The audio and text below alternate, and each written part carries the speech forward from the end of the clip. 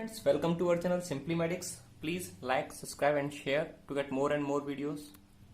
So friends, today we will discuss about adrenal medulla pathology. In this topic we will cover pheochromocytoma, neuroblastoma and Mann syndrome. So in this video we will only focus on the pheochromocytoma, and neuroblastoma and Mann syndrome we will see in our upcoming videos. Now let's see the pheochromocytoma. Pheochromocytoma is a neoplasm of chromaffin cells. These cells secrete large amount of catecholamines and for some instances also secretes peptide hormones. Friends, in pheochromocytoma we generally study the rule of 10s, according to which 10% of the pheochromocytoma are extra-adenal, means these occur at the different site like organ of Zucker-Kendall, carotid body, and another 10% are that these tumors are generally only 10% of these tumors are malignant, and rest of the 90% of tumors are benign. So generally this is a benign tumor, and another 10% is that only the 10% tumors are not associated with hypertension, rest of the 90% are associated with hypertension, and 2/3 of which have paroxysmal episodes. Paroxysmal episodes generally include the sudden increase in the BP, palpitation, and sometimes may be fatal.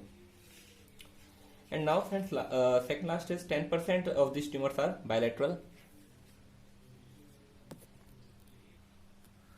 And last 10% rule, which is now modified to 25%, because in 25% individuals with pheochromocytoma have germline mutation. So these germline mutations generally occur in the younger ones, and the affected genes are classified in two broad classes.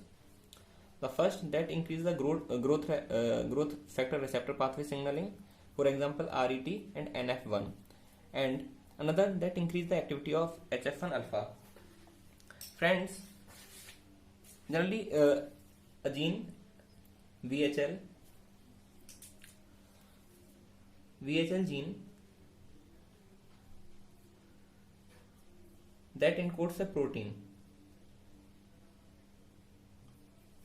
which is a part of ubiquitin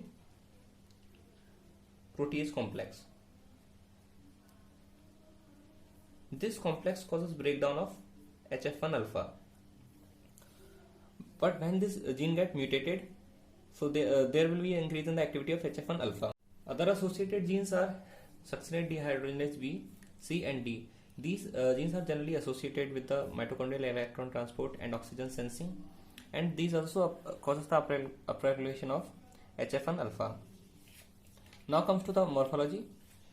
In the morphology, grossly we see 10 yellow color small lesions, 10 yellow small lesions, because it shows the chromaffin reactions, and large hemorrhagic lesions.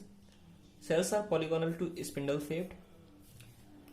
In pheochromocytoma, friends, we see gel-valent pattern. There is a formation of nest of cells around the space. Other important thing that is we see salt and pepper chromatins in nuclei in the pheochromocytoma. This appearance we also see in the most of the neuroendocrine tumors. For example, paraganglioma, carotid body tumor, small cell carcinoma of lungs, and carotid carcinoma tumor. So friends, you can see this slide.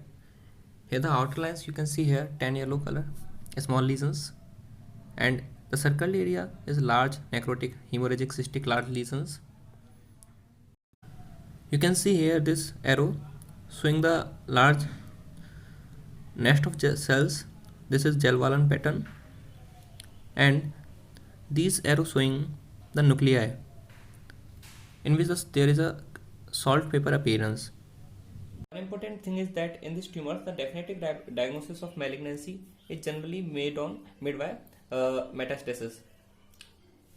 So now comes to the clinical.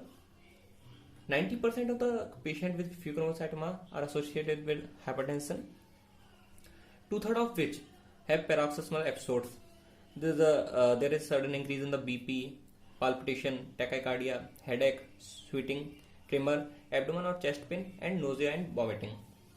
And other cardiac symptoms like catecholamine cardiomyopathy, and there is a precipitation of myocardial infarction. Now comes to the lab diagnosis. The lab diagnosis of pheochromocytoma is generally made by the urinary excretion of catecholamines and its metabolites like vinyl mandelic acid, metanephrine.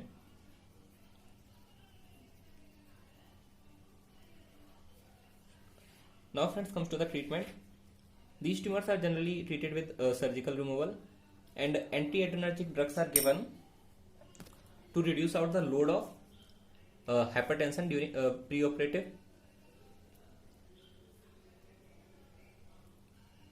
and postoperative, intraoperative, sorry.